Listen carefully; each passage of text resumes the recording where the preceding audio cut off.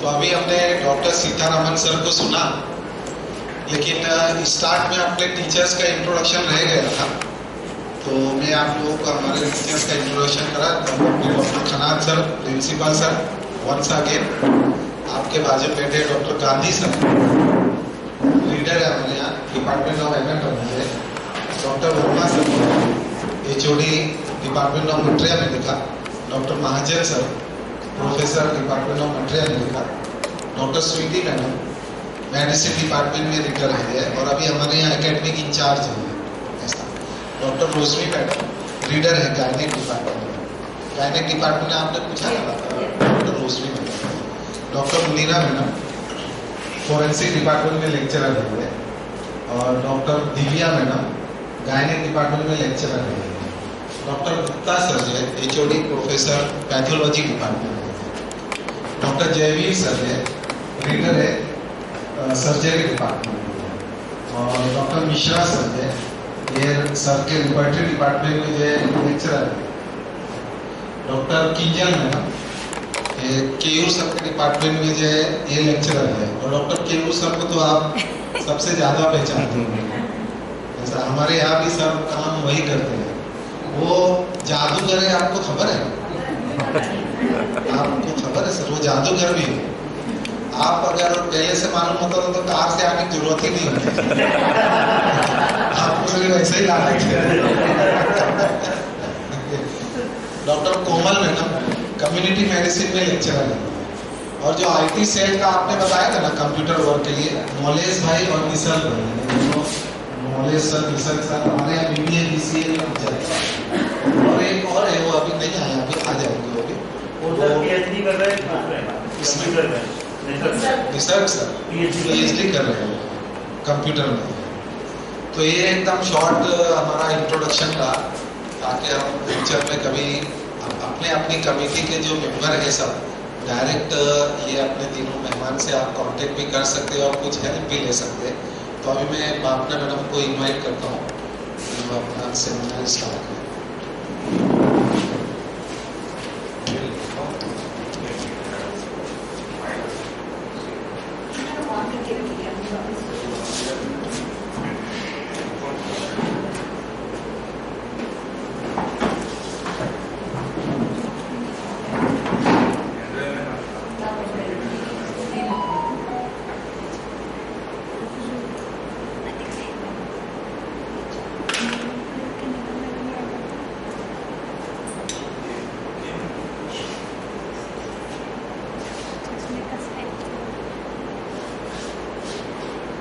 Mic की शायद जरूरत नहीं है, आपको पीछे तक आवाज आ रही है तो फिर मैं यस मैम।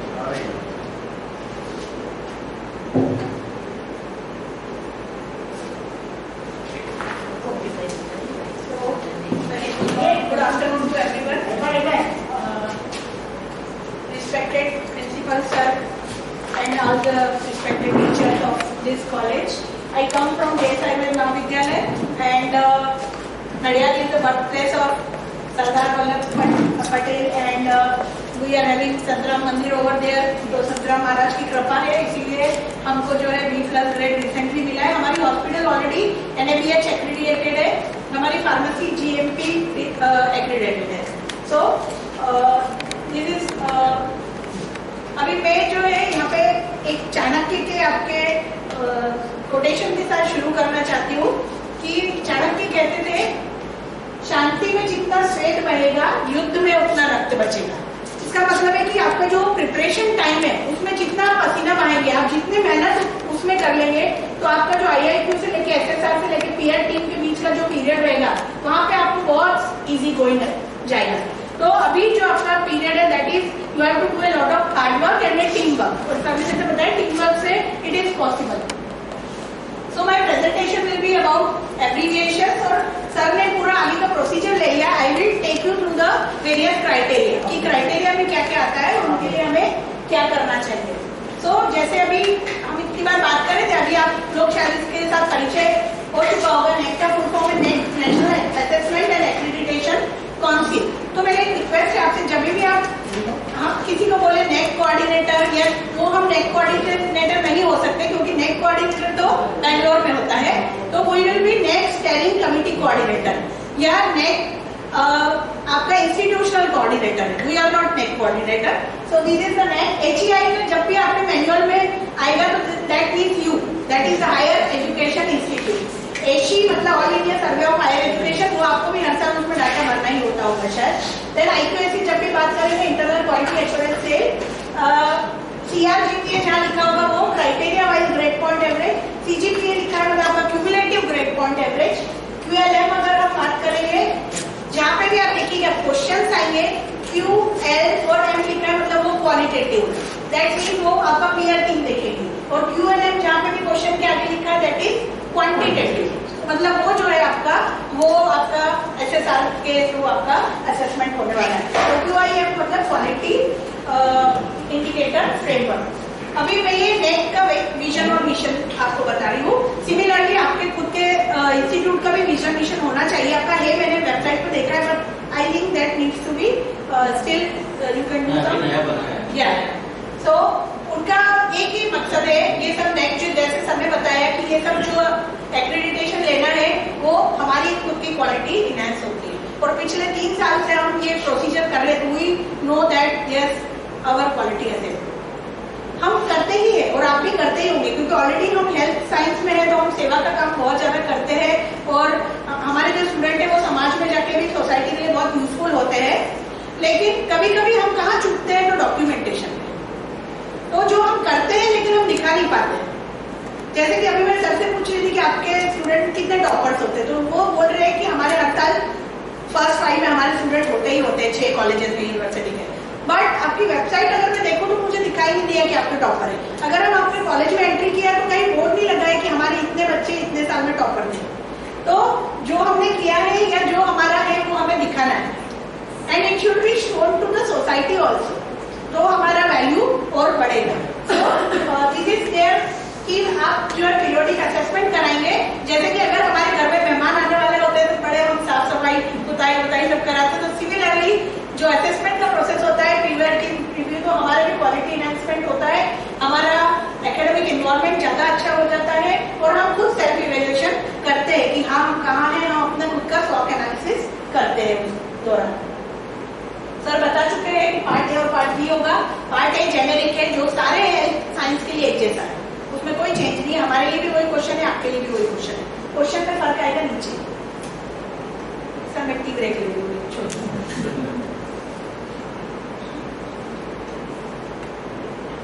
अब ये 7 क्राइटेरिया आपने शायद ये शुरू कर दिया है अभी।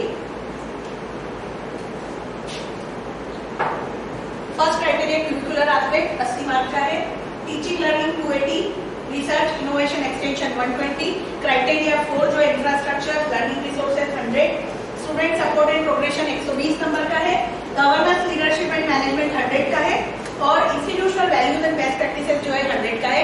ये सब मिला के 900 हो जाते हैं। पार्ट बी जो है आपका एक और 100 नंबर, तो 1000 नंबर आपके पूरे हो जाते हैं।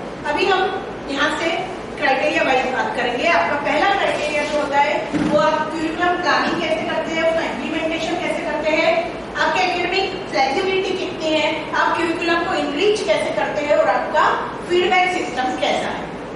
अब मैं आगे भी इसमें हम क्या क्या कर सकते हैं। तो हम करिकुलम की बात करें तो हमारे पास एक करिकुलम कमेटी होनी चाहिए। अगर करिकुलम कमेटी नहीं है तो सर एक HODs का कमेटी होना चाहिए, जिसको हम हमारे कॉलेज में कॉलेज काउंसिल कहते हैं। क्या आपका HODs का एक कमेटी है जहाँ HODs जो है हर महीने के बाद में अपना आपके वहाँ में कितना करिकुलम आपने कितना अलॉट किया था और कितना कंप्लीट हुआ है वो HOD में रिपोर्ट करना है टीचर को। If there is not a system like this you can just create a system like this. हमारे यहाँ पे हम एक मंथली रिपोर्ट का फॉर्मेट बनाया है जिसमें मंथ के पहले बल्कि एकेडमिक कैलेंडर होता है हमारा, जिसमें कि इस महीने में ये करेंगे। समझ लीजिए कि आज मार्च है और कोई डे आने वाला है तो वो डे भी इस दिन मनाएंगे। 7 अप्रैल को WHO डे है तो वो हमारे 7 अप्रैल WHO डे सेलिब्रेशन ऐसे उसमें होगा ही। और आपको एडवांस टीचिंग प्लानिंग करनी है कि आप अगले महीने में क्या पढ़ाएंगे, वो आप शायद करते ही होंगे। लेकिन उस महीने के बाद में आपने पढ़ाया कि नहीं पढ़ाया, और नहीं पढ़ाया तो क्यों नहीं पढ़ाया और कब पढ़ाएंगे। So that should be in black and white और उसका रिपोर्टिंग सिस्टम होना चाहिए। तो आप उसका रिपोर्टिंग सिस्टम कर सकते हैं। तो करिकुलर कमेटी होनी चाहिए, फिर आपका एक वेल डिफाइंड एकेडमिक कैलेंडर होना चाहिए and that should be on कई बार ऐसा होगा, आपका एकेडमिक कैलेंडर तो होगा, प्रिंसिपल साहब बोलेंगे एकेडमिक कैलेंडर है, मैडम को पूछेंगे एकेडमिक कैलेंडर, तो मैडम को पता नहीं, स्टूडेंट को पूछेंगे क्या एकेडमिक कैलेंडर है, तो वो ना कर देंगे। तो everything that you have it should be conveyed to all the stakeholders. वो तो यहाँ तक पेरेंट्स को पूछेंगे कि कॉलेज का एकेडमिक कैलेंडर है क्या, तो पेरेंट मना कर देंगे। तो आपके जितने भी स्टेक होल्डर है उनको ये सब आपको जानकारी देनी है कि हमारे पास ये है, ये है। कई बार आपको ऐसा लगेगा, नेट के दौरान हमको भी लगता था कि हम थोड़ा ज्यादा दिखा रहे हैं, but we have to, otherwise किसी को पता नहीं चलेगा कि हाँ हमारे पास ये भी है। तो आपको उसको हर जगह डिस्प्ले करना है। एकेडमिक कैलेंडर आपके वेबसाइट पे भी होना चाहिए और बाकी सब बच्चों को और सबको पता होना चाहिए। ऐसा है तो क्लास में आप बता दीजिए एक बार कि ये हमारा एकेडमिक कैलेंडर है, इसमें ये है। So it should be there और इट शुड बी एग्जीक्यूटेड। अगर मैंने लिखा है 7 तारीख को WHO है और आज अगर 29 तारीख है, 27 तारीख है, मैं आपके कॉलेज में आई, तो आपके पास उसका सर्कुलर होना चाहिए कि 7 तारीख को हम मनाने वाले हैं। क्या उसके एटलीस्ट 4-5 दिन पहले सर्कुलर तो निकलना चाहिए कि उस दिन आप क्या एक्टिविटी करने वाले। तो एकेडमिक प्लानर और उसका एग्जीक्यूशन। अगले ही दिन 8 तारीख को आपकी वेबसाइट पर उसके फोटो चढ़ जाने चाहिए कि we celebrated the WHO। So this is how you should plan and you should execute. Then there should be the participation of teachers in board of studies of your university. आप अगर north Gujarat university के क्या आप में से कोई BOS में है बोर्ड ऑफ स्टडीज में? हाँ सर, वो चेंज होता रहता है, लेकिन उसके जो भी डॉक्यूमेंट है वो आपको रखने हैं। आप कितनी बार मीटिंग में गए, तो जितने भी टीचर्स, क्योंकि इसका बहुत ज्यादा महत्व होता है कि आपके टीचर BOS में है क्या, या आप CCH जो आपकी काउंसिल में आप मेंबर है क्या, या उनकी क्यूरिकुलम कमेटी में। This is all about curriculum. तो आपने क्यूरिकुलम के लिए क्या किया है, क्या आपका कंट्रीब्यूशन है, वो इसमें देखा जाता है। सर्टिफिकेट या वैल्यू एडेड कोर्स, शायद अभी आप कुछ भी नहीं चलाते हैं। जो मैंने आपके वेबसाइट पे देखा उसके हिसाब से you offer only one course and that is BHMS। And आपके पास पोटेंशियल है, आपका सब सिस्टम देखने के बाद आप MD भी शुरू कर सकते हैं। आप इवन PhD भी, मुझे लगता है सर PhD गाइड है, तो आप PhD भी टेकअप कर सकते हैं। तो आप सर्टिफिकेट या वैल्यू एडेड कोर्स चालू कर सकते हैं। छोटे छोटे से वैल्यू एडेड कोर्स 16 घंटे का होता है। वैल्यू एडेड कोर्स में आप क्या कर सकते हैं, समझ लीजिए इंग्लिश पढ़ा रहे बच्चों को, आप बाहर से कोई अच्छे इंग्लिश स्पोकन के टीचर को बुला लीजिए, 1-1 घंटा रोज बच्चे पढ़ेंगे। आपका समझ लीजिए कॉलेज का टाइम 9 से 4 है, तो 4 से 5 पढ़ेंगे, 16 दिन में वो कंप्लीट हो जाएगा। पहले उनका असेसमेंट कर लीजिए, बाद में असेसमेंट कर लीजिए। हमने कल ही एक कोर्स खत्म किया, कल हमने कोर्स चलाया cultivation and collection of medicinal plant, 16 घंटे का। हमने पहले वही क्वेश्चन रखा गूगल फॉर्म, तो बहुत इजी हो गया। उनका ले लिया परसेंटेज, तो पहले परसेंटेज आया 20 में से एवरेज मार्क 9.2 आए थे। कल फिर से लिया पूरा कोर्स कंप्लीट होने के बाद, तो 17.2 आए। तो दिस इज द आउटकम कि पहले एवरेज मार्क जो है 9 ही आ रहे थे, बाद में 17। मतलब बच्चों में इतना अंतर हम इस 16 घंटों में ले आए। So that is they want to see what is the outcome of everything. So हमको इस सिस्टम में जाना पड़ेगा। कई बार हम करते सब कुछ है, लेकिन उसमें कहीं एक आध चीज मिसिंग हो जाती है। तो प्री आप ले लीजिए, कोई भी करते हैं ना काम, उसके पहले प्री ले लीजिए। हमने क्वेश्चन पेपर चेंज नहीं किया, same to same question paper फिर से अप्लाई किया पोस्ट में, तो we could see the difference कि पहले क्या था और अभी क्या है। तो ऐसे आप 16-16 घंटे के आपसे सब्जेक्ट से, it should be adding value to the student. ये आपका जो क्यूरिकुलम है उसमें नहीं होना चाहिए, उससे रिलेटेड होना चाहिए। सेम आप सर्टिफिकेट कोर्स भी कर सकते हैं। हम बहुत सारे 6 सर्टिफिकेट कोर्स अभी चलाते हैं, तो आप सर्टिफिकेट कोर्स शुरू कर सकते हैं। Address the cross cutting issues in syllabus. अब क्रॉस कटिंग इश्यूज क्या होते हैं? क्रॉस कटिंग इश्यूज वो होते हैं जो समाज से रिलेशन रखते हो। जैसे कि आपका मटेरिया मेडिकल, अगर उसमें इन्वायरमेंट से रिलेटेड कोई आता है, तो वो है इशू। वो इशू को आप बच्चों में कैसे कन्वे करते हैं। आप गायनी में है, समझ लीजिए मैडम, और आपको PMDT एक्ट आता है, तो वो इशू को आप कैसे एड्रेस करते हैं, तो that is a cross cutting issue. कोई भी इथिक्स का, मेडिकल इथिक्स आते हैं, वो जिस सब्जेक्ट में आएंगे तो वो एक क्रॉस कटिंग इशू। तो सबसे पहले आपको सिलेबस के ऐसे क्रॉस कटिंग इश्यूज जो है वो आइडेंटिफाई करना है, और उनको आइडेंटिफाई करने के लिए आप उनके लिए क्या क्या कर सकते हैं, कैसे पढ़ाते हैं, क्योंकि वहाँ पे आपको एक लिस्ट लगानी पड़ेगी क्राइटेरिया वन में, list of cross cutting issues in your syllabus. कई बाहर से नहीं लाने हैं आपका जो BHMS का, तो हमारे डिपार्टमेंट को बोल दीजिए आप अपने अपने क्रॉस कटिंग इश्यूज लेके आइए। और ये होते ही, जैसे मैंने गाइडी में बोला, PMDT एक्ट, MTP एक्ट, ये सब होता ही, वो सब क्रॉस कटिंग इश्यूज है। इथिक्स के वो सब आते ही है। तो ये आपको फिर इसमें खास करके देखते हैं field visit, internship, interdisciplinary posting. इसमें प्रॉब्लम क्या होती है, कराते सब कुछ है, तो उसकी प्रॉपर रिपोर्टिंग होनी चाहिए, और कितने स्टूडेंट्स उस दिन पार्टिसिपेट किए उसका नंबर होना चाहिए, उसकी रिपोर्ट होनी चाहिए and that should be geo tag photograph होने ही चाहिए। ये हर जगह अप्लाई है जियो टैग फोटोग्राफ। ओके, सो उसका आप जैसे ही आप उसका परमिशन लेटर होना चाहिए। समझ लीजिए आप हमारे कॉलेज में आपके बच्चों को लेके आ रहे हो, तो हमारे पास पहले आप परमिशन लेटर पूछेंगे कि इतनी तारीख को हम लाने वाले, वो आपके प्रिंसिपल का साइन किया होगा। उसके बाद आप जब हमारे यहाँ से वापस जाएंगे तो आप शायद थैंक यू लेटर भेजेंगे, उसका कॉपी रखना है उसमें, और आपका रिपोर्ट और बच्चों की अटेंडेंस, वो बहुत इंपॉर्टेंट है क्योंकि at the last they will ask how many students participated. ये पूरी कहानी जो हमारे फर्स्ट स्टेक होल्डर स्टूडेंट है, तो ये पूरा जो है हम स्टूडेंट के लिए कर रहे हैं, तो एट लास्ट को हर चीज में पूछेंगे कि ये काम किया इसमें स्टूडेंट कितने पार्टिसिपेट हुए। तो आपको इन सब में, और कई बार ऐसा होगा कि एक साल में वो स्टूडेंट आप एक ही बार चुन सकते हैं। तो भले 10 फील्ड विजिट कराई तो आप अलग अलग क्लास को अलग अलग टाइम पे, ऐसा हम लोग सेटिंग करते हैं कि एक एकेडमिक ईयर में इसने वैल्यू एडेड कोर्स किया है, तो वो हम देखते हैं कि जुलाई के बाद दूसरा शुरू करें, ताकि हमारे number, it is also number game. Number game 65% है।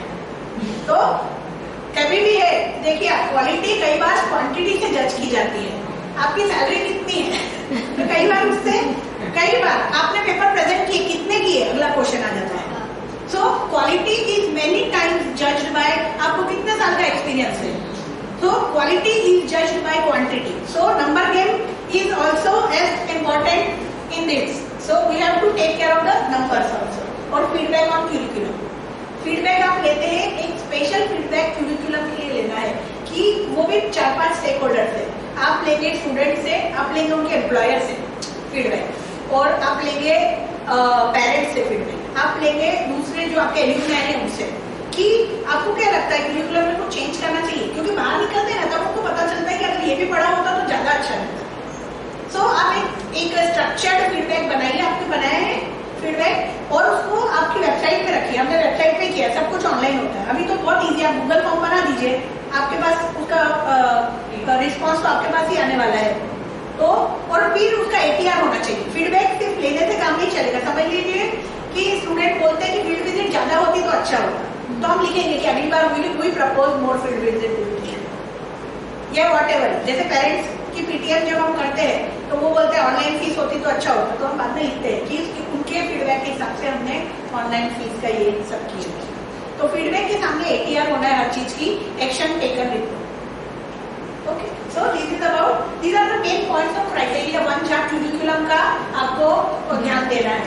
If I come to criteria 2, this is the most important criteria, 280 number का है, नंबर से भी ज्यादा है और क्वालिटी से और स्टूडेंट सेंट्रिक है पूरा। Student involvement and profile 20 number. Student की जो डाइवर्सिटी है उसको हम कैसे एड्रेस करते हैं वो मैं आपको आगे बताती हूँ, हम क्या करते हैं उसके लिए। हमारी टीचिंग लर्निंग प्रोसेस कैसी है, उसमें हम कितना इनोवेशन ला रहे हैं, कितनी क्रिएटिविटी कर रहे हैं, बच्चों को ICT टूल्स का यूज कर रहे हैं या नहीं, ये सब इसमें आता है। Teacher profile and quality, teacher को कितने साल का एक्सपीरियंस है, टीचर का डिग्री कितना है, क्या वो MD है, क्या वो PhD है, उसको कितने अवार्ड मिले हैं अभी तक, तो ये सब उसमें आता है। Student performance and learning outcomes, अभी मैं आउटकम की आपसे बात करूंगी। We should have a stated course outcome and programme outcome. अब यहाँ पे दो चीज आएगी, आप पढ़ते हो प्रोग्राम आउटकम और course outcome. Do you have any idea about this?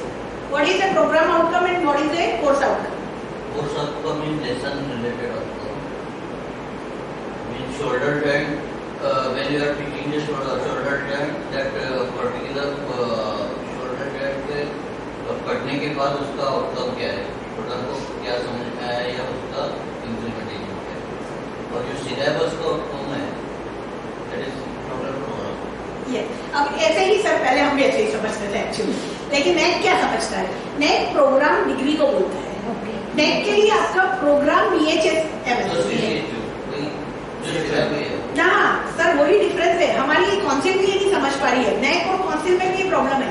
Council BHMS को एक कोर्स बोलती है, लेकिन नेक जो है वो BHMS को एक प्रोग्राम बोलता है, MD को एक प्रोग्राम बोलता है, और एक सब्जेक्ट जो है आपका फिजियोलॉजी एंड बायोकेमिस्ट्री उसको एक कोर्स बोलते हैं। तो ऐसे करके आपके 20 कोर्स होंगे। फर्स्ट ईयर में 4, आपने 3 बोले, फर्स्ट ईयर में 3, सेकेंड ईयर में 4, ऐसे आप गिन लीजिए तो आपके लगभग 18 कोर्स हुए। और हर कोर्स का आउटकम समझ लीजिए कि गायनी है तो 1.5 साल या 1 साल गायनी पढ़ने के बाद उस बच्चे को he or she should be able to know the reproductive system in detail. he or she should be able to handle the normal delivery, और वो सब चीजें जो भी आपके सिलेबस में है वो एट द एंड उसको आता है या नहीं, दैट इज कोर्स आउटकम। और आपको ये BHMS का प्रोग्राम आउटकम आएगा कि आफ्टर 4.5 years, 1 साल का इंटर्नशिप भी मिला ले तो 5.5 years के बाद the student will be able to diagnose, treat the patient with homoeopathy medicine, है ना। और भी आएगी, मतलब उसके बाद वो एक अच्छा इंसान भी बनना चाहिए। ये तो टेक्निकल बात हुई कि उसको कोड ऑफ कंडक्ट आएगा, ही और she would have good communication skills, क्योंकि वो भी हम उसको सिखाते हैं। ही और she will be more socially responsible. So ये सब आपके प्रोग्राम के आउटकम है। और कोर्स, हर एक कोर्स का अलग अलग आउटकम आपको बनाना पड़ेगा, और वो आउटकम सब्जेक्ट टॉपिक। और इसके आगे जैसे मैंने बोला, हमने बना लिया और फाइल पे रख दिया, उससे काम नहीं चलेगा। It should be on your website, it should be displayed in the department, ताकि बच्चा रोज आई जाए तो उसको लगे कि हाँ 3 साल बाद मुझे ये आना चाहिए। सो वो दिमाग में अगर हम जब पहली क्लास लेते होते बच्चे को कोर्स आउटकम बताइए कि आज 27 मार्च 2021 है तो 27 मार्च 2022 को तुझे क्या क्या आना चाहिए। So we should convey this course outcome again and again to them. तो डिपार्टमेंट में अगर चार्ट लगा देंगे तो वो रोज आते जाते पड़ेगा कि मुझे ये आना चाहिए। और सब्जेक्ट को समराइज कर देना।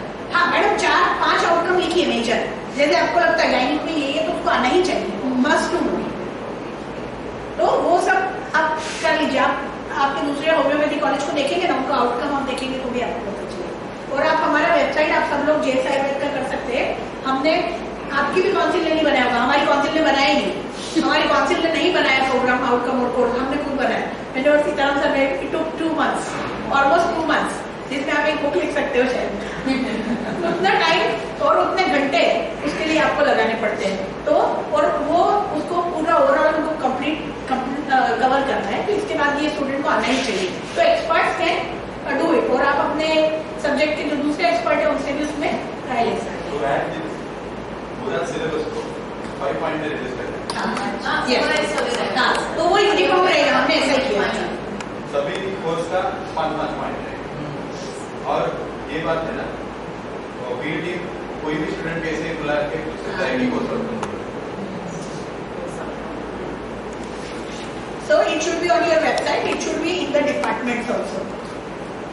फिर सर ने काफी डिटेल में लिया है स्टूडेंट सेटिस्फेक्शन सर्वे, उसका जो मार्क्स मिलता है। तो इसमें हमको क्या देखना है, स्टूडेंट प्रोफाइल में जनरली वो देखते हैं डाइवर्सिटी कितनी है जेंडर में, सिर्फ लड़के आ रहे हैं, आपके आए, लड़की आ रही है। और अगर जेंडर वाइज है तो उसको एड्रेस करने के लिए आप क्या करते हो, लड़कियों के लिए कॉमन रूम है, लड़कों के लिए कॉमन रूम है, what are the facilities that you are providing. Caste wise जो ST/SC की सीट एलोकेशन है उतना सीट फुलफिल आप कर रहे हैं या नहीं कर रहे हैं। फिर आप SC/ST सेल होनी चाहिए, OBC सेल होनी चाहिए, माइनॉरिटी अगर उनको कोई प्रॉब्लम हुआ है तो कौन उनको एड्रेस करता है, तो वो होना चाहिए। देन इनरोलमेंट, मतलब आपके यहाँ 100 सीट है, पिछले 5 साल में क्या आपका फुल इनरोलमेंट हुआ है, 100 लोग आए हैं, 80 लोग आए हैं। अगर जैसे हमारा कॉलेज है हर साल 100 आ रहे हैं, दैट शोज द क्वालिटी कि everyone wants to get admission in your college. So enrolment भी वो देखते हैं कि स्टूडेंट टीचर का रेशो कैसा है, वो अच्छा खासा होना चाहिए स्टूडेंट टीचर का रेशो।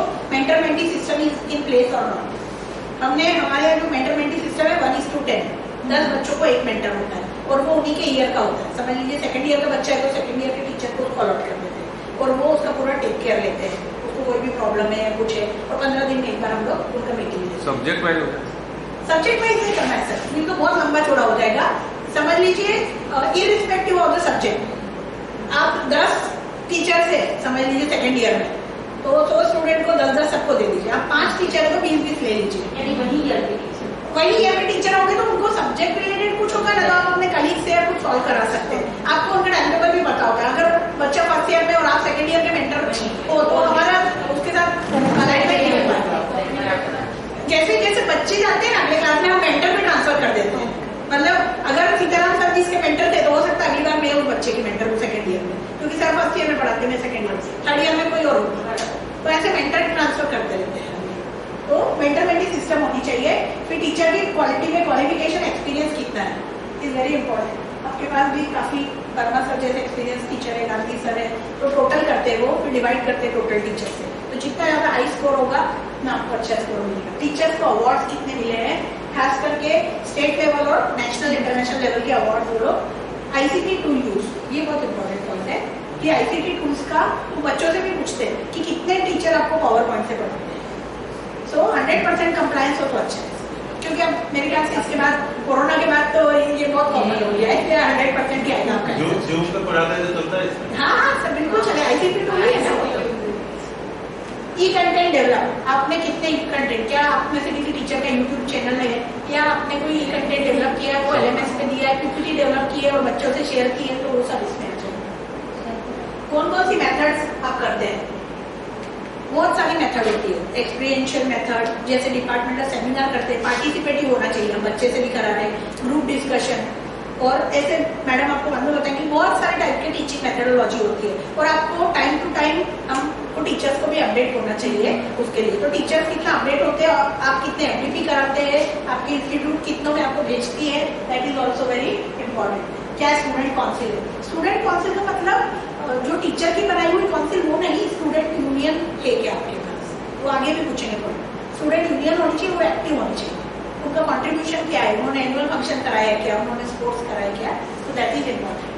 फिर कल्चरल क्लब होना चाहिए और कल्चरल एक्टिविटीज, ऐसा नहीं कि साल में एक बार एनुअल फंक्शन कराया, बीच बीच में एक महीने में कभी सिंगिंग कॉम्पिटिशन कराई, दूसरे महीने में वक्तृत्व स्पर्धा कराई, तो ऐसे कंटिन्यूस कुछ लोग छोटा छोटा भी आप करते रहिए। इवेल्युएशन, कंटिन्यूस इंटरनल इवेल्युएशन, वो मैंने देखा आपका वो अच्छा है, आप हर महीने के एंड में लेते हैं, उसका रिकॉर्ड भी रखते हैं, तो वो आपके एकेडमिक कैलेंडर में भी लिख लीजिए कि आखिरी गुरुवार है तो ये डिपार्टमेंट देगा, अगला शुक्रवार है तो वो आपका होना चाहिए। फिर आपने एग्जामिनेशन सिस्टम में क्या रिफॉर्म किए, इंटरनल एग्जाम आप लेते टर्म एग्जाम, तो वो टर्म एग्जाम, फिर टर्म में अगर बच्चा फेल हो गया तो उसका क्या करते हैं, रेमेडियल क्लास लेते हैं। हमने एक सिस्टम किया है रेमेडियल क्लास का, you have to identify the fast learner और स्लो लर्नर। तो स्लो लर्नर किसको बोलते हैं, जिसको 50 से कम मार्क्स है, तो स्लो लर्नर को अलग से आइडेंटिफाई कर लेते हैं और उनको अलग से रेमेडियल कोचिंग होती है। समझ लीजिए फर्स्ट ईयर में 3 सब्जेक्ट है, तो 2-2 दिन हर सब्जेक्ट में जाएगा, और वो आपके टाइम के बाद 4 बजे का टाइम है, तो 4 से 5 वो रेमेडियल हो जाएगा बच्चा, तभी वो पास होगा। और फिर उसका आउटकम निकालते हैं कि अगर पहले में फिजियोलॉजी में समझ लीजिए इंटरनल एग्जाम में 50 बच्चों को एटिकेटी थी, बाद में पता चलेगा सिर्फ 10 को ही, तो मतलब ये रेमेडियल क्लास में आपको एक और है फास्ट लर्नर, 75 के ऊपर जो है उनको भी स्पेशल कोचिंग देते हैं ताकि वो टॉपर बन जाए, चाहे उनको आप कम दीजिए, फर्स्ट ईयर में 3 सब्जेक्ट एक दिन ही हो जाएगा, लेकिन उसको आप और इनहांस कैसे कर सकते हैं। Okay, so this is remedial. और ट्रांसपेरेंसी होनी चाहिए एग्जामिनेशन सिस्टम में, इंटरनल में आप उसको दिखाते हैं रिजल्ट, कॉपी दिखाते हैं, वेरी गुड, कॉपी दिखाने के बाद उसमें साइन कराइए, स्टूडेंट साइन कराते हैं, यस, ये हम भी पहले गलती करते थे, हम दिखाते तो है लेकिन स्टूडेंट का साइन चाहिए कि मैंने देखा है, तो वो हो जाता है कि ट्रांसपेरेंट सिस्टम है आपने। अगर उसी वक्त उसका कोई ग्रीवियंस हुआ, उसने बोला मैडम आप 2 नंबर देना भूल गए, तो हम वहीं पे करेक्शन करके और उसको ठीक कर देते हैं, तो वो ट्रांसपेरेंसी होनी चाहिए। अगर ग्रीवियंस है तो उसका एड्रेस है, तो बच्चे को लगता है कि मैंने मैडम को एक दिन ऐसा बोला था इसलिए मैडम ने मुझे कम मार्क दिए हैं, तो कहाँ जाएगा बोलने के लिए, तो देयर शुड बी कमिटी, उसको हम बोलते हैं एग्जामिनेशन ग्रीवियंस कमिटी, तो वो ग्रीवियंस में जा सकता है, फिर वो कमिटी जो होगी वो उसका कॉपी देख के और प्रॉब्लम सॉल्व कर सकती है और ग्रीवियंस का रिड्रेसल हो जाता है। Remedial classes PO, PSO, CO ये आपके डिफाइंड होने चाहिए और जो है वो आपके हर जगह पे डिस्प्ले होने चाहिए। स्टूडेंट सेटिस्फेक्शन सर्वे के क्वेश्चन मैंने आखिर में लिखे वो फ्री पे आ जाते हैं आप, रिसर्च, इनोवेशन एंड एक्सटेंशन। इसमें 3 चीजें खास करके, रिसर्च, फिर इनोवेशन क्या किया आपने, टीचिंग में क्या किया, या आपके बच्चों ने कोई प्रोडक्ट डेवलप किया है, या ये सब चीजें इसमें आती है, और आखिरी आप एक्सटेंशन मतलब सोसाइटी के लिए आपने क्या एक्टिविटीज की है, एक्सटेंशन और आउटरीच एक्टिविटीज। इसमें रिसोर्स मोबिलाइजेशन फॉर रिसर्च, मतलब कि फंड्स कितने दिए हैं, लेबोरेटरी यूज होती है क्या रिसर्च के लिए, फिर इनोवेशन का कोई इकोसिस्टम है क्या आपके, अगर कोई बच्चा आया और उसने बोला कि मैडम मैंने सोचा कि ये दवाई कोविड में काम करेगी, तो आप उसको सपोर्ट कैसे करते हैं, is there a system, is there a policy, आपके पास इंक्यूबेशन सेल है क्या, तो ऐसा होना चाहिए कि if anybody wants to do an innovation incubation cell को अप्लाई करेगा, और वहाँ पे मेंटर जो है उसको समझ लीजिए गाइनी में कोई प्रोडक्ट डेवलप किया तो मैडम मेंटी होगी, मेंटर होगी उसकी, तो मैडम को दे देंगे आपको बच्चा की, मैडम जो है उसको मेंटरशिप देगी कि ये प्रोडक्ट कैसे डेवलप करें। सो इनोवेशन को आप कैसे डेवलप करते हैं। एक SSIP आता है, आपको बता दो, गुजरात गवर्नमेंट का इनिशिएटिव, तो SSIP का सेंटर भी ले सकते हैं, उसमें फंड मिलता है बच्चों को, ग्रांट मिलती है, हमने कल परसों ही बच्चों को उसमें अप्लाई कर रहे हैं। SSIP आप देखेंगे तो SSIP का आप सेंटर भी ले सकते हैं, उसमें 1 करोड़ तक का ग्रांट देती है गवर्नमेंट। और फिर बच्चों को आप उसके प्रोजेक्ट के हिसाब से उसमें से ग्रांट दे सकते हो, 40,000, 50,000, जितना उसका प्रोजेक्ट है। और ये यूजी लेवल पे भी है, ऐसा नहीं कि पीजी में देती है। यूजी में अगर कोई बच्चा आपका नया कुछ प्रोडक्ट या कुछ डेवलप करना तो चाहता है तो उसको दे सकते हैं। फिर पब्लिकेशंस आपके कैसे और रिसर्च से रिलेटेड अवार्ड कितने हैं। पब्लिकेशन की ये खास बात यहाँ पे कि यूजीसी केयर के पब्लिकेशंस वो लोग मांगते हैं, या वेब ऑफ साइंस या स्कोपस। तो आप जर्नल्स ऐसी चूज करिए जो इन सब लिस्ट में आए। सर इंटरडिसिप्लिनरी में करिए। समझ लीजिए गायनी का मैडम को करना है तो ऑब्स्टेटिक और उसकी जो जर्नल एल्सेवियर की है या जो वेब ऑफ साइंस में आती है उसमें करनी है। हम लोगों ने ऐसा ही किया सर, हमारी भी ऐसी बहुत, हमारी तो यूजीसी केयर में 2014 में जो जर्नल थी 19 को सब निकल गई। 14-15 में हमने जो पब्लिकेशन की है, हमने 167 पब्लिकेशन नहीं किए, उसमें से उन्होंने हमारे 14 ही कंसिडर किए। So that is the scene. But आप भविष्य में आप कोशिश करिए कि ऐसी जर्नल चूज करें पब्लिकेशन के लिए जो स्कोपस, वेब ऑफ साइंस या UGC care list. Sir UGC care list में देखिए आपको भी तो उसमें आप करिए इंटरडिसिप्लिनरी रखिए तो हमारा पर्पस सॉल्व होता है। सर ये आयुष डिपार्टमेंट का पूरा का ये हाल है कि वहाँ पे हमारी जर्नल बहुत कम है, बहुत ही कम है। और आपके एमओयूज कितने हैं? एक्टिव एमओयूज अभी इसमें मेजर जो कंसर्न है कि गाइडशिप, आपके कितने टीचर्स एमडी के या पीएचडी के गाइड्स हैं तो वो, और यूनिवर्सिटी अप्रूव्ड गाइड्स कितने हैं उसकी संख्या का बहुत महत्व होता है। क्या आपके, समझ लीजिए मैडम कोई प्रोजेक्ट करना चाहते हैं वो मैडम, तो क्या आपकी इंस्टीट्यूट उस प्रोजेक्ट को फंड करती है या फिर क्या मैडम बाहर अप्लाई करती है एमआईएफ के लिए और उनको मिलता है? तो आपके प्रोजेक्ट कितने, ये जो पॉइंट है वो बहुत ज्यादा वो लोग कंसिडर करते हैं। तो आपने अगर नहीं किया है तो रिसर्च प्रोजेक्ट के लिए अप्लाई करिए, चाहे 40,000 का बूच कोर्स में अप्लाई कर दीजिए, कोई हर्बल ड्रग लेके मटेरियल मेडिकल का, और आप करिए, लेकिन उसका होता है, उसका मार्क्स मिलता है। तो फाइनेंशियल सपोर्ट देते हैं क्या, और हमको दूसरी एजेंसी से फाइनेंशियल सपोर्ट मिला है, हमने कितने पब्लिकेशंस किए, हमारे टीचर्स की कितनी बुक्स है। फिर इंक्यूबेशन सेंटर जैसे मैंने बताया, फिर institutional ethical committee for human research. Sir ये आपको कमिटी का, so this committee should be there, और उसका मीटिंग साल में 2 या 1 बार होना ही है, और उसके अंदर प्रपोजल आने हैं और करना है। फिर लोगों का जो अपने सीसीआरएस का जो है ना स्टूडेंट फेलोशिप शॉर्ट टर्म, उसमें हमारे स्टूडेंट बहुत सारे पार्टिसिपेट। Okay very good. तो उसके प्रोजेक्ट आप इसमें से पास कराते हो, फिर सीटीआरआई का नंबर लेते हैं। फिर आप जो है इसमें आप ऑर्गेनाइजेशन ऑफ वर्कशॉप या सेमिनार करते हैं क्या, like research methodology, IPR, intellectual property या गुड क्लिनिकल प्रैक्टिस या एथिक्स से रिलेटेड वर्कशॉप। सर आधे दिन का करिए, 1 दिन का करिए, लेकिन ऐसे कर लीजिए है ना, इन टॉपिक्स के ऊपर, और उनमें कितने पार्टिसिपेंट है और उसकी प्रॉपर रिपोर्टिंग रखिए। जो भी करते हैं उसका सर्कुलर, उसका एजेंडा, मीटिंग भी करते हैं तो circular, agenda, ATM. Similarly programme करते हैं, सर्कुलर, उसका रिपोर्ट, जियोटैग फोटो, ये सब नंबर ऑफ पार्टिसिपेंट, और स्टूडेंट हो तो और भी अच्छा। तो ये इतना आप करिए। एक्सटेंशन एक्टिविटी में आप क्या क्या करते हैं? अभी आपके पास एनएसएस नहीं, तो हमारे पास एनएसएस है, तो हर दिन का एक एक्सटेंशन एक्टिविटी करते हैं। मैक्सिमम हम लोग एक तो कैंप लेते हैं, तो वो सर उसका संख्या लिखिए रोज, और फिर एट द एंड ऑफ आपके पास अच्छी संख्या आ जाएगी कि कम्युनिटी में इतने गांव में इतने अवेयरनेस प्रोग्राम अभी रिसेंटली हुआ। जैसे गायनी डिपार्टमेंट है, वो हमारे वहाँ जो नर्सिंग कॉलेज है, हमारे सिस्टर कॉलेज, वो क्या करते हैं, एक पर्टिकुलर जैसे आपने गाँव ले रखा है गोड, आपने जैसे बताया, वहाँ पे जाते हैं, अवेयरनेस प्रोग्राम करते हैं एडोलेसेंट के लिए, पैड का वितरण करते हैं, डिस्ट्रीब्यूट करते हैं फ्री में। ऐसे कुछ ना कुछ एक्टिविटीज छोटी छोटी भी हो, लेकिन करिए। हर महीने में आप ऐसी 4-5 एक्टिविटी प्लान करिए, at the end of year आपके पास एक अच्छा संख्या आ जाता है। तो ऐसे छोटे छोटे एक्टिविटीज का इसमें बहुत ज्यादा महत्व है। पब्लिक अवेयरनेस कैंप हुआ वो पुलिस हेडक्वार्टर में हुआ, वहाँ पे सब हाँ, ट्रेनिंग गर्ल्स थी, उनको एजुकेट किया। तो ऐसे आप हर महीने में ऐसे 1-2 प्रोग्राम्स प्लान करिए, कम्युनिटी वाइज या क्राइटेरिया वाइज।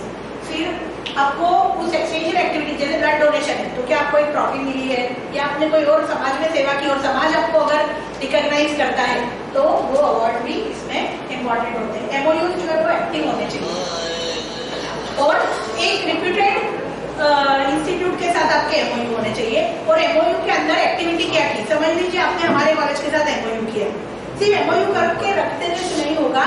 आपके कुछ टीचर्स हमारे यहाँ आए, उन्होंने कोई प्रोग्राम लिया, हमारे टीचर्स आपके यहाँ आए, वो एक्टिविटी। या आपके बच्चे हमारे आए, उन्होंने हमारा हर्बल गार्डन देखा, हमारे बच्चे आपके आए, उन्होंने तो this is mutual activity. So MoUs में इस तरह की एक्टिविटीज भी होनी चाहिए। रिसर्च गाइड है, कोई को-गाइड है आपका हमारा, तो ऐसे आपके जो भी कोलैबोरेशन आपको करना हो, मेडिकल कॉलेज में करना हो, किसी में भी करना हो, और उनके साथ एक्टिविटी वो हमको दिखानी है। इंफ्रास्ट्रक्चर एंड लर्निंग रिसोर्सेज ये 2 नंबर का है, और उसमें से QLM ज्यादा है, तो यहाँ पे आपको वो ज्यादा चेक करते हैं। तो आपके पास फिजिकल टीचिंग लर्निंग के लिए आपके पास क्या क्या है, क्लासरूम से ICT इनेबल्ड है, जितना आपकी जो काउंसिल है वो कहती है वो मिनिमम आपके पास सारी लैब्स है, आपका इंफ्रास्ट्रक्चर इज रियली गुड। सो आपका इंफ्रास्ट्रक्चर तो अच्छा है, तो जो साइज उन्होंने दी है वो लगभग होगी आपके पास। फिर लेबोरेटरीज प्रॉपर होनी चाहिए। अभी आपके पास क्लिनिकल स्किल है, सर छोटा सा लेबोरेटरी का लीजिए, लेकिन करिए क्लिनिकल स्किल लैब जिसमें सिम्युलेटर्स कर सकते हैं आप। फिर लाइब्रेरी का बहुत इंपॉर्टेंस होता है। लाइब्रेरी उसमें बुक्स कितनी, हर साल कितना अपग्रेडेशन करते हैं, हर साल मिनिमम आप 100-200 बुक्स ऐड करिए उसमें। और उसमें एक चीज होती है नंबर ऑफ बुक्स और नंबर ऑफ टाइटल्स। आप सबको शायद पता ही होगा कि आपके पास समझ लीजिए 13,000 बुक है, 10,000 बुक है, लेकिन टाइटल आपके पास 200 ही है, तो इसका मतलब एक का 5-5, 6-6 बुक होगा, वो नहीं चलता। टाइटल भी ज्यादा होने चाहिए। 10,000 बुक है तो कम से कम 1,1200 टाइटल होने चाहिए। तो बुक और बुक के टाइटल्स कितने, जर्नल्स कितनी है, आप रिसोर्सेस आपके पास कितने हैं, ऑटोमेटेड है क्या, सोल सॉफ्टवेयर से हमारा हमने ऑटोमेशन किया है, सोल टूल से। तो अभी आपका लाइब्रेरियन जो है उसकी एमली है या नहीं है वो सब देखते हैं, और आपका सिस्टम क्या है। तो वहाँ की पॉलिसी होनी चाहिए, लाइब्रेरियन कमेटी होनी चाहिए, और वो कंटिन्यूस काम करनी चाहिए। IT इंफ्रास्ट्रक्चर आपका कैसा है, हर डिपार्टमेंट में आपके पास कंप्यूटर होना चाहिए, वाईफाई या फिर जैसे सर को बताया लीज लाइन अच्छी कैपेसिटी की आपके पास होनी चाहिए।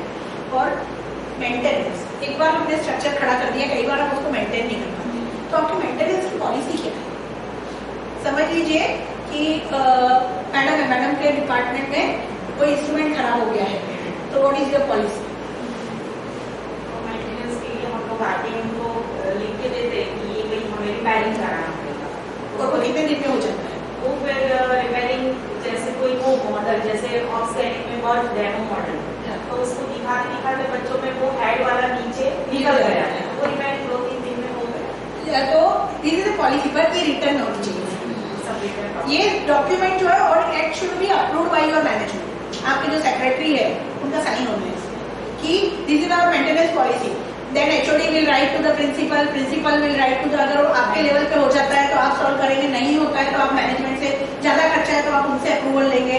तो there should be a policy of everything. Maintenance का प्रॉपर बुक होना है कि आप मेंटेन कर रहे हैं, मतलब कि आपके माइक्रोस्कोप एक तो हर साल में 2 बार मेंटेन होते हैं, तो वो मेंटेनेंस आपकी कितनी AMC है, एनुअल मेंटेनेंस जो कॉन्ट्रैक्ट होते हैं ना, सरकारी एजेंसी से हमारे एनुअल होते हैं कि वो आएंगे सर्विसिंग करके जाएंगे हमारी चीजों में। तो AMC की पॉलिसीज आपके पास कितनी है वो सब वो पूछते हैं। तो हमारे पास ICT इनेबल्ड क्लासरूम कितने हैं, सेमिनार हॉल है वो प्रॉपरली काम करता है, कितनी उसकी कैपेसिटी है, क्लिनिकल लर्निंग, हॉस्पिटल में कितने पेशेंट है OPD में, क्योंकि हमारे बच्चों के लिए सबसे बड़ा लर्निंग रिसोर्स पेशेंट है। तो OPD और IPD डाटा और वो अच्छा से मेंटेन होना चाहिए। लेबोरेटरी सारी अच्छी होनी चाहिए कि आपके पास सैटेलाइट क्लिनिक है। सैटेलाइट क्लिनिक का मतलब सर कि आपकी यहाँ के अलावा क्या आप पेरीफेरी में और OPD चलाते हैं, आपके श्यामला जी नाम से क्या आप आजू बाजू के गांव में आपकी कोई और OPD है पेरीफेरी में? नहीं है। तो ऐसी होती है तो उसको मार्क मिलते, नहीं तो आपके बच्चों को 6 महीने आप दूसरे जगह भेजते हो ना सर PHC में, तो वो PHC भी कभी कभी वो विजिट करने चाहते हैं। तो you should have a good collaboration with, और उसके डॉक्यूमेंट चाहिए सर, किसका पोस्टिंग वो होते ही है जनरल, क्योंकि हम गवर्नमेंट में भेजते हैं तो उसके डॉक्यूमेंट चाहिए होते हैं कि ये बच्चे का पोस्टिंग इतनी तारीख से इतनी तारीख तक इसमें हो। फिर रिक्रिएशन फैसिलिटी है कि ऑडिटोरियम वगैरह कल्चरल के लिए अगर बच्चे कुछ करना चाहे, स्पोर्ट्स फैसिलिटी इंडोर आउटडोर दोनों। फिर हॉस्टल है क्या आपके पास, मैंने देखा था आपके वेबसाइट में भी। फिर मेडिकल फैसिलिटीज, तो क्योंकि आप खुद एक कॉलेज हेल्थ साइंस इंस्टीट्यूट है तो medical facilities, proper toilet should be clean, canteen there should be canteen, post office bank बड़े बड़े इंस्टीट्यूट के लिए होता है, ये हमको लागू नहीं पड़ता है। सबसे इम्पोर्टेंट है साइनेजेस, कि आपके हर जगह समझ लीजिए आपके यहाँ जहाँ नल लगा हुआ है तो वहाँ पे लिखना है डोंट वेस्ट वाटर। इसका एक साइकोलॉजिकल इफेक्ट होता है, अगर हम रोज सब्जेक्ट है, don't waste water, don't waste water, तो हमारे दिमाग में जाता है कि we should not waste water. तो यू शुड कीप साइनेजेस, जहाँ पे अगर कीप साइलेंस अगर आप यहाँ पे लिख देंगे तो कहीं ना कहीं दिमाग में कि यहाँ साइलेंट है। लाइब्रेरी है तो वहाँ पे ये सब कोटेशंस के साइनेजेस होने चाहिए। आपका डिपार्टमेंट है, वहाँ पे टीचर जितने भी है उनके नाम होने चाहिए। आपकी अलमारी है, उस अलमारी पे क्या क्या लिखा है, ये अगर स्विच है ना तो इसमें भी होना चाहिए कि ये ट्यूबलाइट का ये फैन है, एफ लिख दीजिए, टी लिख दीजिए। एवरी जो सर ऐसा बोलता है कि जब वो आए ना तो उनको हमको बताना ही नहीं पड़ा, उनको खुद पता चल जाए कि क्या है। सेल्फ एक्सप्लेनेटरी बहुत सारी चीजें, अलमारी है, बुक्स है, बुक्स का लिस्ट आप बाहर ही लगा दीजिए। क्योंकि कई बार हम भी, जैसे कि आज हम जब आपके डिपार्टमेंट में गए तो आप यहाँ बैठे थे, तो you were not there to explain us, और शायद प्रिंसिपल साहब को इतना पता नहीं होगा जितना आपको पता होगा उस चीज के बारे में। तो अगर वहाँ बोर्ड लगाए तो चाहे कोई भी हो, मैडम दिखाए, सर दिखाए, कोई भी डिपार्टमेंट हो, हम बता सकते कि इस अलमारी में इतनी बुक्स है, इतनी रखी है। आप नंबर से चेक कर लीजिए, 10 नंबर की बुक यही मिलेगी आपको। So everything should be properly labelled, और जितना हो सके उतना लेवल। एंटी रैगिंग की हर जगह होगा। आपकी जो विशाखा कमेटी है एंटी सेक्सुअल, उसको बोलते हैं वो इंटरनल कंप्लेंट कमेटी, उसका डिस्प्ले होना चाहिए। बच्चे को क्या पता कि, क्योंकि आपकी वेबसाइट पे भी नहीं हो कमेटी, तो स्टूडेंट को पता होना चाहिए। 3 कमेटीज बहुत इंपॉर्टेंट है, एक है एंटी रैगिंग, विशाखा मतलब इंटरनल कमेटी और एंटी सेक्सुअल हेरेसमेंट, और तीसरी है ग्रीवियंस कमेटी। एक ग्रीवियंस रिड्रेसल कमेटी होनी चाहिए। वो टीचर को कोई ग्रीवियंस है, स्टूडेंट को है, अपने पट्टे वाले को भी कोई ग्रीवियंस है तो आ सकता है कि ये साहब मैंने वो की जाए પછી સાહેબ શું કરવું છે એ ઓથોરિટી ઉપર, પણ એ સિસ્ટમ હોવી જોઈએ કે if anybody has any grievance, he or she can go somewhere and their grievance should be addressed. So you should have a system for that, और वो डिस्प्ले होना चाहिए। मतलब बच्ची को पता होना चाहिए कि अगर मुझे कोई सेक्सुअल हैरेसमेंट जैसा लगता है तो मुझे कौन सी मैडम को फोन करना है, या मुझे किसको, और फोन नंबर और ईमेल आईडी दोनों लिखे होने होंगे। तो it should be on your website compulsory. ये तो आजकल यूजीसी का गाइडलाइंस है, एंटी रैगिंग का भी ऐसा ही है। So these are very serious committees, so they should be proper display should be there. आपका 4 नंबर में बजट का बहुत देखते हैं। एक तो आपको बजट होना चाहिए, उसमें अलग अलग हेड्स होने चाहिए, budget for development, budget for maintenance, augmentation, इन सब के लिए अलग अलग हेड्स होने चाहिए। जैसे रिसर्च है, कई बार प्राइवेट में थोड़ी कमी होती है, गवर्नमेंट में तो बहुत स्ट्रिक्ट होते हैं, बोलो कोटेशन नहीं रहेंगे तब तक। प्राइवेट में काम होते हैं लेकिन हमारे पास कई बार डॉक्यूमेंट नहीं होता है। सर के पास आए कि सर मुझे रिसर्च प्रोजेक्ट करना है, सर ने बोला जाओ लैब में चले जाओ, फ्री हो जाएगा आपका, बट उसका डॉक्यूमेंटेशन कि इस रिसर्च के लिए 15,000 रुपए की टेस्ट फ्री हुई है, तो आपके बजट में भी वो दिखना चाहिए कि 15,000 हमने रिसर्च के लिए फाड़ दिया चाहिए। सो रिसर्च के हेड में पैसे दिखने चाहिए बजट में ही, कि हमारा रिसर्च का बजट इतना है, हमारा लाइब्रेरी का बजट इतना है। इसमें जो भी होता है ना, दैट इज एक्सक्लूडिंग सैलरी। एक बात याद रखिए, आप 4 नंबर में जो भी होगा ना क्राइटेरिया में, that will be excluding salary. Salary को छोड़ के बाकी का आपका जो बजट है वो इसमें वो आपको पूछते हैं, तो उसके हेड्स होने चाहिए। बाद में उससे ज्यादा ही खर्चा दिखना चाहिए तो अच्छा है कि हमने तो 15,000 किया था लेकिन हमने 50,000 भी अप्रूव किया, हमने सेमिनार कर दिया तो उसको भी अप्रूव कर दिया। सो दिस इज योर, इसमें और ई प्लेटफॉर्म कितने टीचर और स्टूडेंट ने यूज किए। ई स्वयं आप सबको अगर पता हो तो MHRD का ministry of human resource development, MHRD का एक ई स्वयं पोर्टल होता है, आप उस पर लॉग इन कर दीजिए। आपके लायक बहुत सारे कोर्स होते हैं, हमारे बहुत सारे टीचर्स ने कर लिए है, कोर्स पास भी कर लिए हैं। छोटे छोटे कोर्स होते हैं ऑनलाइन, 4 हफ्ते के, 8 हफ्ते के, उसमें सिर्फ आपको 1-1 घंटा रोज पढ़ना होता है, फिर एग्जाम देना होती है। कुछ यूनिवर्सिटीज मूव प्लेटफॉर्म पे चलाती है, वो मैंने खुद ने भी किया, हमने सबने किया लगभग। उसका 1 हफ्ते में गुरुवार को और सोमवार को समझ लीजिए थोड़ा कंटेंट आएगा, वो वीडियो आपको देख लेते हैं, उसके बाद पेपर सॉल्व कर लेते हैं। जब आपका 4 हफ्ता पूरा हो जाएगा, ये पूरा प्रोसेस कर लिया, आपका एक असेसमेंट होगा, आपका सर्टिफिकेट जनरेट हो जाएगा। लेकिन ये सबका मार्क्स मिलता है, कितनी फैकल्टी ने बुक किया, समझ लीजिए हमारे 10 ने किया तो हम उसके मार्क्स देते हैं, उसको परसेंटेज भी देखते हैं कि 100 है और 100 में से 10 ने किया, मतलब कि अभी ये लोग उस लेवल तक नहीं पहुंचे, और 100 में से समझ लीजिए 50, आप खुद ही देखिए नंबर गेम में, हम भी किसी का देखेंगे, अच्छा 100 में से 60 लोगों ने किया है, तो मतलब इनके टीचर काफी एडवांस है ICT। तो you can use this all platform. छोटे छोटे गुजरात गवर्नमेंट का CCFC करके कोर्स है जो कोरोना के मैनेजमेंट के लिए, उसमें सिर्फ 15 मॉड्यूल है, और 15 मॉड्यूल जो है वो आधे घंटे का मैक्सिमम है, बाकी 5 मिनट के लिए है, 10 मिनट के लिए है, तो आप करिए, वो टाइम लिमिट नहीं होती उसमें, कभी भी कर सकते हैं। WHO मैं वही बोलने वाली थी, WHO में तो उससे भी शॉर्ट होते हैं, 3-3 घंटे के कोर्स होते हैं 3 घंटे और आपके डिपार्टमेंट में लगते हैं इन्फेक्शन प्रिवेंशन एंड कंट्रोल, तो मेरे घूमने में किए वो 2 घंटे आप जब फ्री बैठे हो तो 2 घंटे उसमें पढ़ लो, बाद में एग्जाम दे दो, आपको सर्टिफिकेट नहीं हो जाता, WHO का सर्टिफिकेट। सो ऐसे छोटे छोटे कॉन्ट्रीब्यूशन टीचर्स अगर थोड़े थोड़े भी करेंगे तो आपका एक अच्छा डाटा जनरेट हो सकता है। फिफ्थ आता है, इट इज ऑल्सो इम्पोर्टेंट, ये क्राइटेरिया की मैं एक आपको बात बोलती हूँ, ये ज्यादा Q&A है, 80% आपको डाटा देना है, 20% ही वो यहाँ पे आके आपको मिलते हैं। तो student support, student progression, student participation in activities और एल्यूमिनाई, इसमें एक इम्पोर्टेंट चीज है एल्यूमिनाई एंगेजमेंट। आपका एल्यूमिनाई एसोसिएशन है तो वो बना के उसको रजिस्टर करना पड़ेगा, जब तक आप रजिस्टर नहीं करेंगे तो उसको वो काउंट नहीं करेंगे। वो 10 mark you will get only if you are registered. हाँ, हमको हमारा ऐसा हुआ PIT के जस्ट पहले 1 महीने पहले हुआ, लेकिन हमको 0 मिले, क्योंकि जैसे मैंने आपको बोला ये Q&A में, SSR में हमने लिखा था नो, और ज्यादातर हमने कोशिश यही की हम कुछ भी झूठ नहीं बोलना है, कुछ मैनिपुलेशन नहीं है तो नहीं है अभी, लेकिन हमने बाद में किया कि जब तक PIT में आएगी अगली बार हम नहीं बोलेंगे।